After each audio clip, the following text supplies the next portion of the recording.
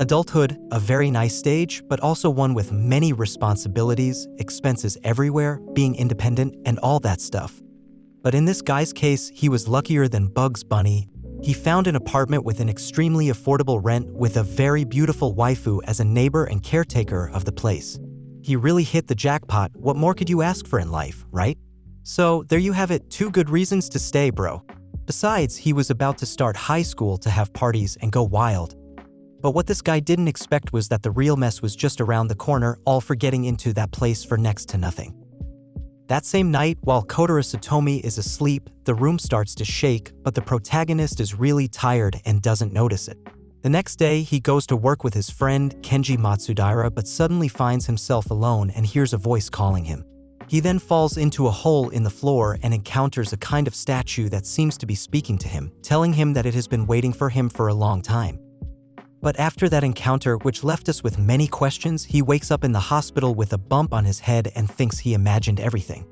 After finishing classes, his friends invite him to go home together, but he has other plans with the knitting club.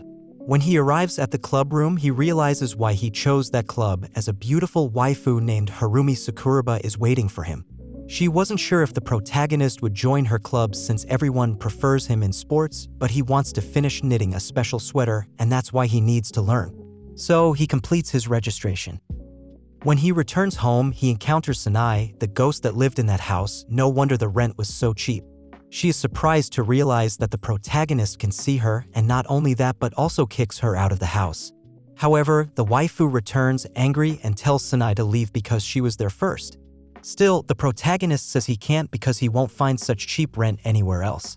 Sanai starts throwing things at him, but he grabs some protective amulets his grandmother gave him and realizes the waifu can't harm him.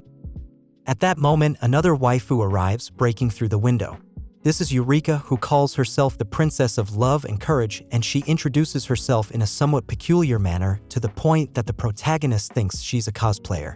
However, she warns them that they need to vacate the room because there's a lot of accumulated magic and some magical girls want to use it for evil purposes. So, the group decides to make a truce and hear what she has to say, even though her words aren't very convincing. Just as she was about to speak, another waifu interrupts. Yes, folks, the guy's house is getting crowded. She emerges from the floor and introduces herself as Kiriha Kurano, a descendant of people who moved underground. They want the protagonist's room because it contains an ancient temple and they want to rebuild it as they worship it. But the waifu offers some gold bars and the protagonist considers the offer. However, the buxom waifu gets excited and mentions invading the surface with the magic in the room, which the protagonist disagrees with once he realizes her true intentions. So, the waifu is forced to use her 2 big charms to convince him. But they are interrupted again, and since the protagonist didn't want more people in his room, he tries to stop the seal that appeared on the wall but ends up in an awkward situation with another waifu who calls herself Princess. She gets angry and causes chaos in the room, even ordering her robot assistant to pulverize them all. However, she is stopped by her secretary as she came to Earth to make them pledge loyalty, and failure would embarrass her mother, so she calms down. Just then, Shizuka Kasagi, the owner of the building, arrives and upon seeing the mess they caused, scolds them all and listens to what each one has to say. She tells them to resolve it peacefully or else she will send them all to God. Since everyone wants to keep the room, she makes them sign a contract not to damage it again. All the waifus want the protagonist's room for personal reasons, but since he doesn't want to give it to them and they can't use force, they decide to play a card game. In this game, each of them starts with the same number of points and the same space in the room. As they play, they earn points and expand their territory. The game proceeds to eliminate players until a winner is left with the room. Since everyone agrees, they decide to begin. The cosplayer thought it would be easy because the buxom one and the princess were not from their world and she assumed they didn't know how to play. However, the 2 of them end up in the top 2 positions while she finishes last. Press F for the cosplayer, she'll have to sleep at conventions, just kidding. After finishing the game for the day, they all go back to their homes. The next morning, the protagonist oversleeps for school, and as we saw at the beginning, he's a really heavy sleeper. He didn't hear Sanai trying to wake him up, but when he finds out what she tried to do, he thanks her and leaves her in charge of the room. After all, she's the one he can trust the most. When he tells her this, the waifu becomes emotional and blushes. At school, the princess secretly watches the protagonist and sees that he gets along with Shizuka. She realizes she needs to spend more time with him to gain his trust and get what she wants. The next day, the protagonist doesn't have knitting club activities, but instead of going home, he decides to stay in the classroom to relax since he couldn't do that with all the waifus around. It turns out that the buxom waifu was spying on him and, upon hearing his plans, she starts preparing dinner to impress him. This waifu seems to be the cleverest of them all. When he returns home, he is welcomed and they all have dinner together like a happy family. Afterward, they start playing cards, not really, but they pretend. During a moment when the protagonist leaves the room, the princess realizes that the buxom waifu is trying to earn his trust. However, she plays it off and continues playing. As it turns out, all of them had the same idea, so the next day they enroll in the same school with the intention of spending more time with him and pressuring him to get what they want. However, the protagonist has his own plans. Meanwhile, the princess encounters some school bullies who were about to confront her for interrupting their activities. She is saved by her classmates and she tells them not to mess with the bullies. However, her expression reveals that she has other intentions as she believes that defeating the strongest person in the school would earn her respect. Yes, folks, this waifu is obsessed with power. On the other hand, the cosplayer receives a letter from the protagonist asking her to meet him in the schoolyard. However, he slyly sends her to the peculiar girls in the classroom and even tells them that she is also a cosplayer, which leads her to join their club, allowing him to stop worrying about her. In the evening, the princess and the protagonist get tired of playing cards to earn points for the room, and since the buxom waifu saw it coming, she suggests that they participate in the school's club obstacle course as the next game. They agree to the idea. The next day, the protagonist asks Sakuraba to participate with him in the race. After hesitating a bit because she's terrible at sports, she ultimately agrees, thanks to the charms of our protagonist. Meanwhile, the buxom waifu wastes no time and demonstrates her skills to join the athletics club. At the same time, she orders her cute little dolls to find the most athletic person in the school to form a team with them and not lose the marathon. The princess is also proactive as she had become the leader of the school bullies. Her secretary notices, thanks to her technology, that two little dolls are flying over the school field, apparently doing reconnaissance. Since the princess knows they belong to the buxom waifu, she orders her blue knight to confront them. She almost succeeds, but the little dolls know how to defend themselves. Well, the next day is finally the day of the race, and we see that the protagonist, the buxom waifu, and the princess are very confident because each of them has prepared to win. In contrast, the cosplayer, thanks to the protagonist's actions, spend her time in her club doing nothing productive. Thus, the race begins and the buxom waifu takes the lead along with her club. For some strange reason, all the other participants fall like a bunch of fools, blocking the way. However, the protagonist doesn't care and just runs over them, reaching the first station where they had to solve a math problem. Apparently, our guy wasn't very bright, so he asks his partner to go ahead, but he doesn't stay stuck there for long. After this, the race continues and he catches up to the princess at the fourth station where they had to participate in a fast food eating contest. There he meets his partner again, who was slower than a turtle when it comes to eating, so he tells the protagonist to go ahead. He then reaches the seventh station where he gets stuck again. Then we see the president meeting the cosplayer halfway, who was more exhausted than Santa Claus on Christmas. She decides to encourage her and they end up getting along. At the same time, the buxom waifu was in the lead and had reached the 8th station, which was a balance challenge. There were several paths and the protagonist doesn't think twice and takes the shortest one. However, it gets tougher halfway, and to make matters worse, the crazy princess had placed bombs on the ground. Yes, folks, she turned the entire field into a minefield, causing chaos. In a scene change, we see the president collapsing on the road from exhaustion, but luckily, the cosplayer uses some strange magic to heal her.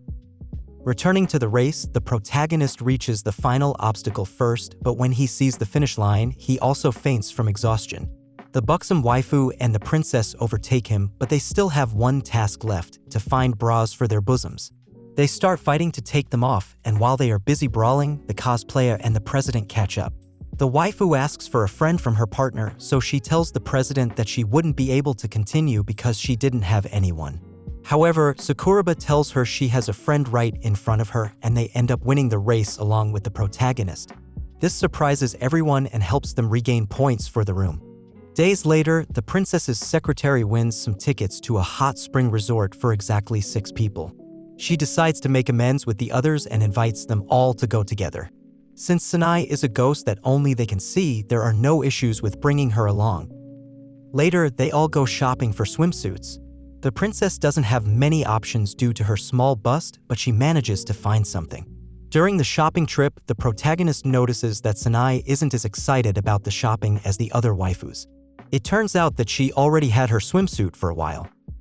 After shopping, instead of traveling to the hot springs by car or walking, the group decides to use the princess's spaceship. They could use a teleportation portal to reach the inn directly and save money. The protagonist thanks her, and the waifu blushes and gives him a punch that sends him flying to hide her feelings. Yes, folks, it seems this little one was already fond of them.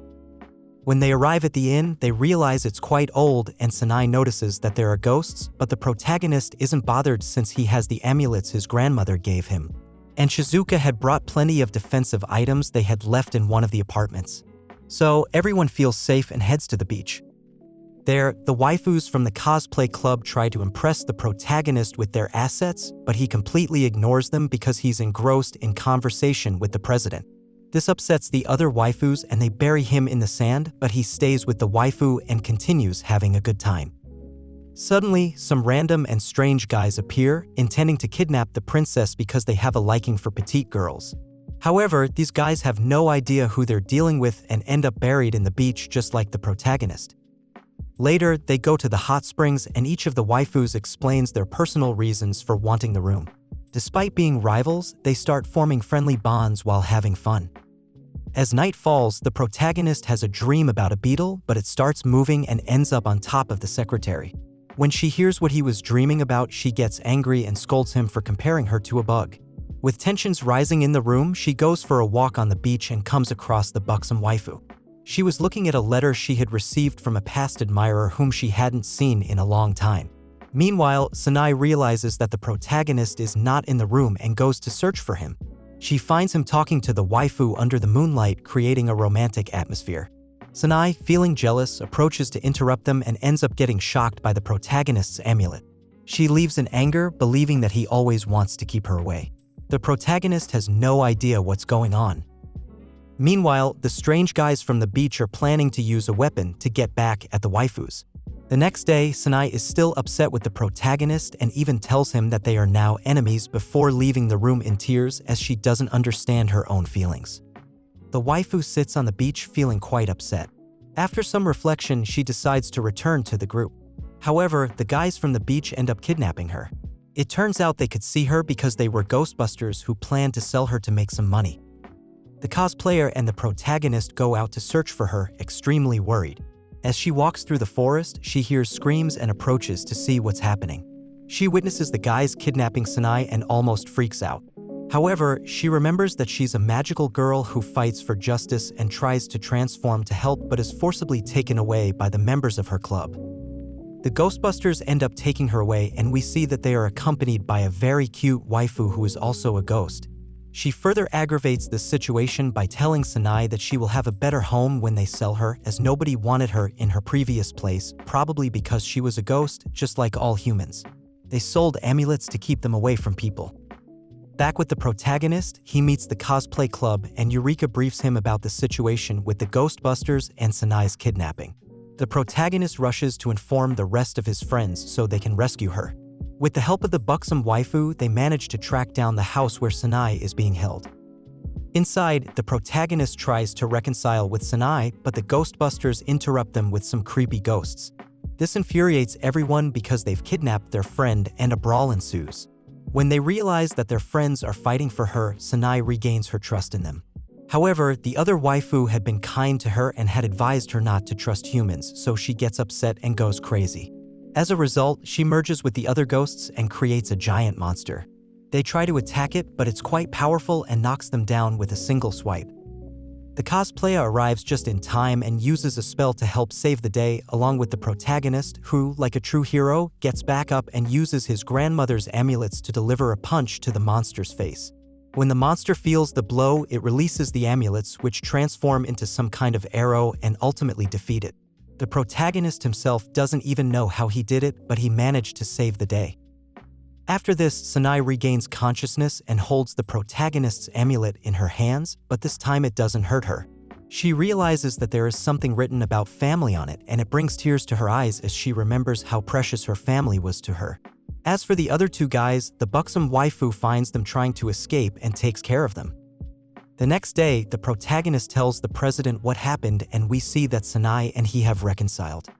After they achieve their goals, Kenji is in the theater club this year. They must perform, and they have no idea what to do. Being a great friend of Kotaro, the least he can do for him is to deliver the best script and support him in whatever he needs. He asks for help due to the little time they have and the urgency of the project. To make it more interesting, the protagonist will award extra points to whoever delivers the best script to secure the best part of the room. The girls agree more out of lack of options than enthusiasm. Even proud they agrees if it helps to bolster the ranks of her empire. Later, they spend the night preparing their script. Eureka asks the guy if she can keep the vice president's club pet Hercules for a while, as she is moving and has nowhere to leave the creature. He has no problem if it's a small animal like a golden beetle, aside from the fact that they should keep the insect for 1 or 2 months. They fear how Ruth will react if she sees the beetle due to the trauma caused by the protagonist's dream. For that reason, they must hide it in the closet where Eureka sleeps. Meanwhile, Sanai and our guy continue with their mission. The moment is ripe for them to confess by writing the words that their mouths will never be able to say, like Eureka can keep the apartment until it is given to Hercules. Beyond the stars, they and Ruth move away from everything and everyone to think in peace. The girl writes a story, The Tale of the Silver Princess and the Blue Knight, a story that she treasures from her childhood when her mother used to read it to her and give her a goodnight kiss. Sadly, she doesn't have time to be consumed by nostalgia for the past because of a loud noise that shakes the mothership. She suspects it might not have been a coincidence, perhaps something much worse. A month later, the theater club is moved to tears when they read the play of The Princess and the Blue Knight, a story where Princess Leia is trapped in a coup and Knight Rihayos defends her to his last breath. Having chosen the script, the most essential part remains, which is selecting the fortunate ones to portray the princess and the Blue Knight. None of the club members meet the expectations to play the princess. Our guy has the ideal candidate, a girl with smooth skin, dark hair, and noble manners who will come if they give Eureka a better role than that of the second horse. The blonde agrees, and the girl with black hair crosses the threshold of the door at that very moment. Harumi agrees to help her friends and spend some more time. The role of the second soldier is played by the protagonist. Harumi cannot find the emotion that they poured into the role. Fortunately, he suggests rehearsing with her as Rihayos, and the situation gets out of hand when they portray the two lovers who must part when the evening dies. The actors' feelings overflow beyond the emotional fiction, even catching a glimpse of someone they forgot but never left their side.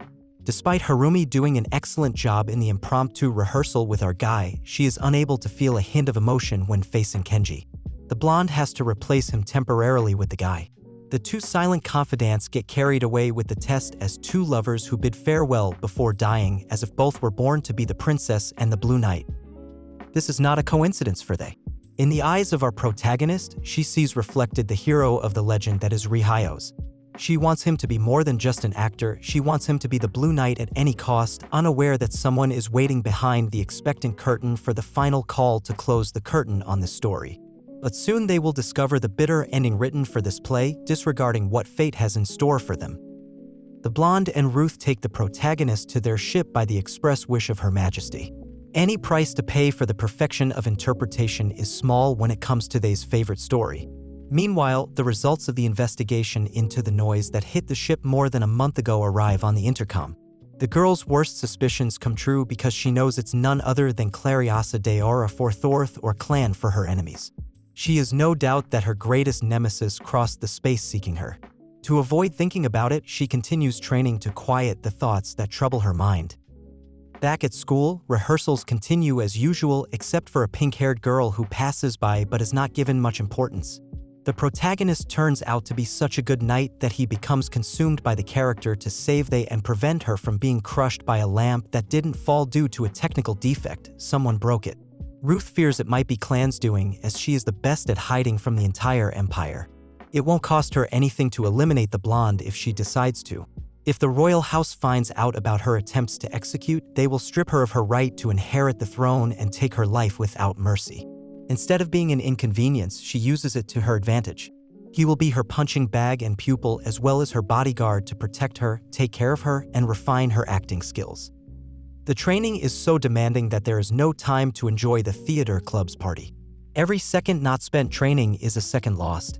Despite all the pressure, the guy has a beautiful moment with the lovely and proud they.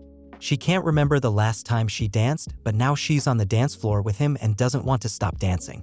Sanai watches in delight as the blonde smiles happily for the first time since she's known her. Clan confronts the princess with the goal of eliminating her, but the protagonist realizes her true intentions to use the blonde's attack energy as a power source against her. He removes her from harm's way to protect the life of his princess. The gallant knight unsheathes his sword in a display of bravery, ready to take on the enemy without fear because dying is a small price to pay for his princess. Clan can't conceive how an inferior man could evade her special attack, but despite all her efforts, the guy makes a precise strike in defense of the pink-haired girl, leaving her at the mercy of his sword. The knight unleashes the fury of 1,000 restless souls upon the challenger because, as long as there is blood in his veins, there will be someone in the world who will give honor for love, for the empire, and for his princess. For there is no nobler and more gallant hero than the one in the blue armor. That night, they, accompanied by Ruth, confers the title of Knight of the Empire upon the protagonist while he sleeps. She knows better than anyone that she would give up her domains 1,000 times if she could rid herself of her pride and clan to live a simple life by Kotoro's side, the one who set her heart racing. The blonde is not the only one bearing a heavy burden. The dishonored Eureka also has a past that haunts her at that moment. Being denied by her clubmates who refuse to believe she is a magical girl and not just a cosplayer makes her feel very low. Until she sees an amber-haired exchange student named Aika Maki, an evil magical girl trying to take over apartment 106. In addition to the Dark Rainbow organization, specialists in controlling hearts, in short, her rival. But no one believes that they are legendary enemies fighting for the energy that can either save or control humanity. To make matters worse, Aika joins the cosplay club to get closer to Eureka. Later, the girl finds an escape from her reality and turns to Harumi.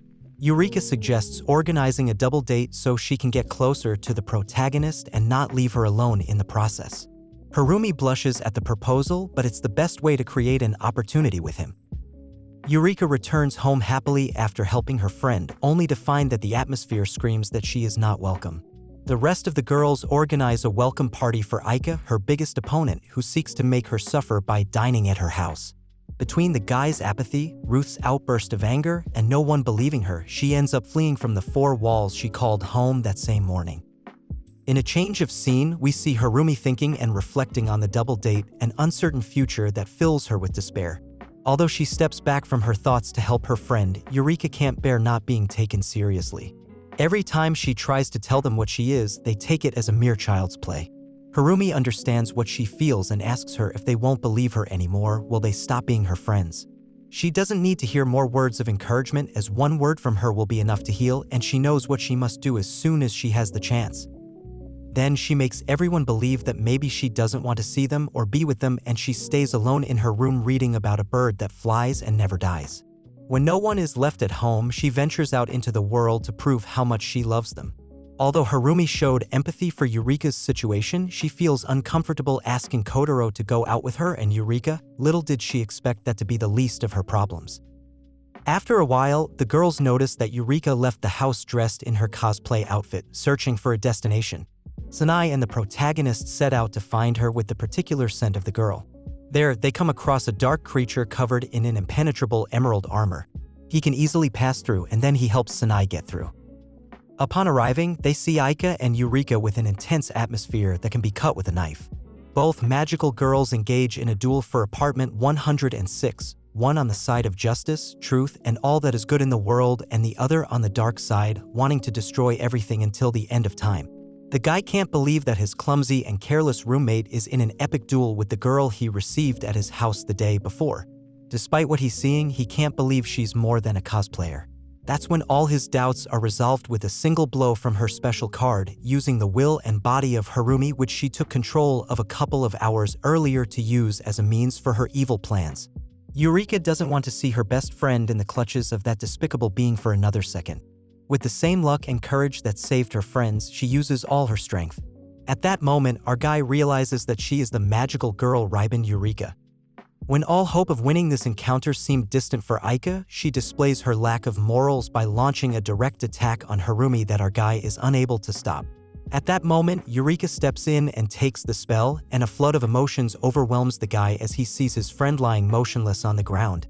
Eureka summons her strength in the twilight of the battle to not leave her friends alone. A bright light emerges from within the magical girl and turns Harumi's hair silver. For a brief moment, the fragile girl becomes the entity the guy had been searching for throughout the known universe. Before bidding farewell, she hands him her sword like a noble knight bestowing blessings on the edge of the battle. Our guy stops Aika's attacks in the blink of an eye, masterfully thwarting all the evil magical girl's intentions and forcing her to retreat to the cave from which she should have never emerged. Harumi wakes up not knowing how she got there or how long she's been unconscious. She only worries about Eureka, who lies motionless in the mud, but the guy is there to comfort her and tell her that Eureka is only sleeping. Later, the girls begin to inquire about their male friends, even they is remorseful not only about the whereabouts of her colleagues but also because eventually the play will have an ending where the princess and the Blue Knight will seal their story with a tender kiss. As painful as it is for her to admit, she'll have to direct the scene because it's her play. There's something about the idea of seeing our guy with someone other than herself that she doesn't like. At that moment, Aika is in the apartment extracting the mystical energy that forged the sword entrusted to the protagonist by Harumi for the battle, an immeasurable energy that can be wielded by a pure or selfish heart. Eureka is wounded and tired, but giving up is not even an option. She must redeem herself with the person she cared so much about and who hurt her so much, Nana, the Archwitch. She saved Eureka from a mortal wound in a battle with Aika, taught her everything she knows, cradled her in her arms, and cared for her like a daughter. 8 months ago, Aika's group took her hostage, and in her desperation, she was badly wounded when releasing all her inner magic to defeat her. Since then, she hasn't been able to use any of her magic. The cosplay and staff that Eureka uses belong to her, and she must fulfill the task that Nana left unfinished until the end of her days. No matter how wounded she is, she must move forward because even the most powerful heroes in the world need friends. Despite the bleak outlook that awaits her, she draws a green and beautiful wasteland through which her destiny passes. The guy carries a peaceful Eureka on his back while apologizing for not having believed her. Her friend has been a rock that has endured the hardships of her life. The landscape brings a smile to the gentle Eureka as she feels the warmth of her friend's back. The calm before the storm has never felt so comfortable and safe as in the arms of her friend who has meant so much to her. Meanwhile, Aika only managed to gather a bit of energy, but it is more than enough to defeat the Blue Knight. He bursts in violently and drives the intruder out of their home. Aika gracefully handles the guy's attacks better than the previous encounter. Both of them traverse the city in the ebb and flow of battle. The evil magical girl corrupts the noble will of the knight and reverses the energy that Eureka entrusted to him as the ultimate show of valor. The rival surpasses the guy's capabilities. Just when everything seemed lost, their friends arrive to rescue them: Karija, Sanai, they, and Ruth. They stand on the edge of the battle, ready to give their lives for their friends. For all of them, Aika is an enemy who dared to kidnap Harumi and harm Eureka. For they, it's personal because Aika endangered the stars of her play. But everyone falls silent when the fury reaches the friendly Shizuka. She looks on in horror as the social contract of the tenants is trampled and her beloved apartment is reduced to rubble by the harpy who looks at her with disdain. With a single punch, Aika humiliates her more than the witch and the princess. Aika has no choice but to sacrifice what she worked so hard to achieve to escape with a flash, disappearing from the scene, leaving a confused group of friends who don't remember the recent events. As promised, Eureka remembers everything that happened, including promising to help Harumi date the guy, accompanied by Shizuka, and they in an aquarium. Far from the fish and penguins, Eureka takes the guy aside to confront him for not believing her. He accepts who she is and what she does but asks her who she is. He wonders if the sun and the rainbow suit her better than resignation, and she understands what he's trying to say. Sharing that moment with someone who has meant so much more than their rivalry with Aika, Eureka knows who she is, his companion and someone who stays freely in her home, her friend in a nutshell. After their date, Karija breaks the routine with a particular request. A group of local heroes asked for her help to recruit experienced actors, all within 3 days. The idea excites the blonde, despite a new training regimen for our protagonist and the preparations for the sequel to The Princess and the Blue Knight. Naturally, the guy initially refuses to undergo another training regime, but he changes his mind when he learns that Kenji and Harumi will be participating with him. On the day of the presentation, they entertain the local daycare children. They, Kirija, and the protagonist play the villains in the story, while Harumi and Kenji portray the couple separated by horror. Ruth serves as the host, and Eureka acts as a noble steed. The show proceeds according to the script until a group of poorly dressed, unlicensed heroes interrupts the scene. To the young man's dismay, he's already endured enough humiliation wearing an uncomfortable costume alongside Harumi, and these perfect strangers threaten to ruin it. Fortunately, the real heroes arrive after the play. Once the play ends, Kirija separates from the group to take a girl back to her parents in the shopping district. The protagonist thanks the event organizer on her behalf and asks about the strangely dressed individuals. The organizer explains that they are a group of neighbors helping out because they are monitoring beings from the depths that will invade the Earth. Since Kirija is on Earth to reclaim a sanctuary located in the apartment, and after spending months with the Earthlings, her father, who is also her boss, asks her for a report on the operation to reclaim apartment 106. Since the plans are progressing slowly, the most viable option is to take it by force, no matter the cost. The next day, the guy finds himself alone with Kirija at the local market. He helps her shop for dinner and witnesses how she is beloved and respected for her selfless actions. He recalls her intentions, but she seems genuinely content with being a city mouse who cooperates, supports, and is a functional member of society. She's too kind to be an invader. She doesn't know how to respond, but she knows she will find solace in the role she holds deep within her welcoming heart. As the one in control of the situation, she asks him to accompany her on her next day off. He agrees and follows the priestess to a surprise date. As soon as they leave home, the girls start creating theories based on their imaginations. Doubt gnaws at them, so they stealthily follow the couple and eventually discover the truth. Kirija takes him to an amusement park that time hasn't been unkind to, a very special place she remembers fondly. Not far from there, the girls watch them jealously. They spend the afternoon on bumper cars, spinning teacups, and watching a children's movie. Meanwhile, the nosy girls follow them. To Ruth's surprise, they end up attending a play called The Rhino Beetles. Ruth loses her temper and makes a scene due to her hatred for rhinoceros beetles. Kirija and the protagonist's date, on the other hand, is going well. They enjoy the movie and even receive a program as a souvenir. When leafing through it, a character card falls to the ground. When the guy picks it up, he realizes it's the same one that Kirija holds dearly to her chest. She doesn't want anything more than peace and fun on this special day. Life is like a roller coaster, and she wants to confess something at the peak of her known world. It's not her first time at that place. 10 years ago, she ran away from home and her father's control to live her life, even though she was sad about losing her mother. The guy understands her because he knows what it's like to lose the dearest love in one's heart. Kirija continues by saying that during her escape to the surface, she met a masked knight in the same place and with the same people where they are now. She doesn't know who he was and she couldn't see his face, but he embraced her at the saddest moment of her short life. He made her feel that not everything on this earth is pain and sorrow. Sometimes, the brightest chapters of our lives are hidden in the simplest things. Shortly after her escape, she was captured by her father and never saw him again. She doesn't know if time will heal that wound because there were no reasons for them to part. As she grew older, she became the commander of the expeditionary forces to take control of the Earth. Gradually, she has been taking over the city peacefully, all to prevent the radical faction led by her father from forcibly taking the surface. Kirija can no longer bear the pain of lying to the guy who welcomed her into his apartment, a place she now calls home, albeit reluctantly. He understands the reason behind her somber existence and acknowledges that she is a lovely girl. Therefore, he will help her take care of apartment 106. Los dos descendieron de la noria preparados para fulfill Kirija's dream of riding the roller coaster. However, at that moment, a group of people emerged from underground and their leader, Tayuma Shirjima, who is Kirija's father, took charge of the situation. He wanted to destroy the amusement park and all traces of happiness for his daughter. He revealed his secret weapon, an epic-sized creature, to carry out this despicable task. The girls, who were not far away, recovered from the embarrassment of Ruth's behavior with the rhinoceros beetles and quickly learned about the danger Kotaro was facing. Without hesitation, the guy landed a clean punch on the old man's face, injuring him. Tayuma, being a coward, used his soldiers to avoid getting his hands dirty and to put an end to his daughter's friend. At that moment, the girls arrived like a cavalry charge. Ruth got Kotaro out of harm's way as he lay at the mercy of gravity. The space princess armed her blue knight with a sword and wished him luck in the fight.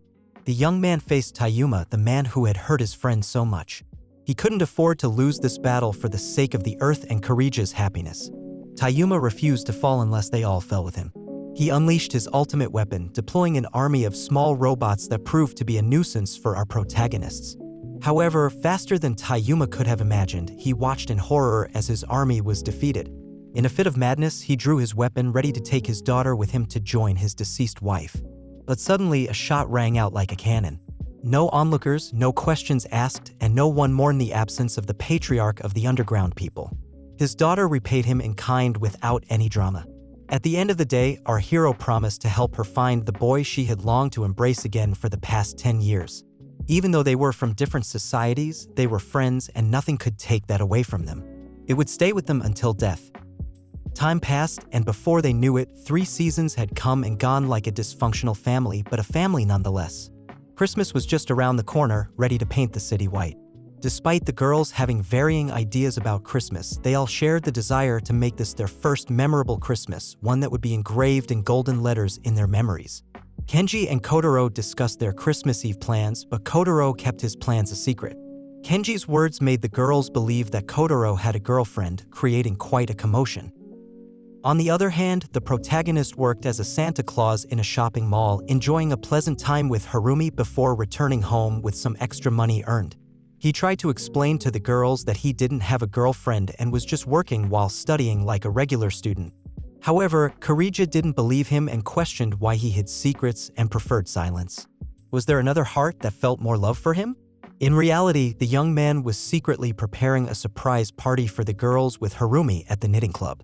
To make it extra special, he asked Kenji to invite more people to the party. However, things went terribly wrong. Shizuka got involved and invited more people than the club could handle. With no other choice, Harumi advised him to hurry and organize the party in his apartment. As part of his journey to redemption, our protagonist fondly remembers Sanai, They, Ruth, Eureka, and Karija. When he arrives home, he is greeted with a grand surprise party, much more emotional than he could have ever imagined. He had coordinated with Harumi, Shizuka, and Kenji to bring him to the party, which was held in his apartment. These strangers who had entered his life unintentionally had drawn his life with chaotic and unpredictable strokes, which he couldn't imagine living without. Overjoyed, he stepped out of the house with his beloved Harumi to gaze at the silver sky. He told her that the snow complemented her platinum hair, just like the moment when glory and the universe became flesh in the Silver Maiden.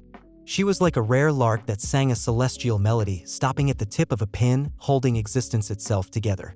She tore through the fabric of the universe to reunite 2 ardent lovers who should never have been separated. In those eyes, he couldn't recognize the girl who contained within her the princess and the Blue Knight, the creator of everything seen and unseen, who had waited in eternity for this moment to be reunited with her beloved once again.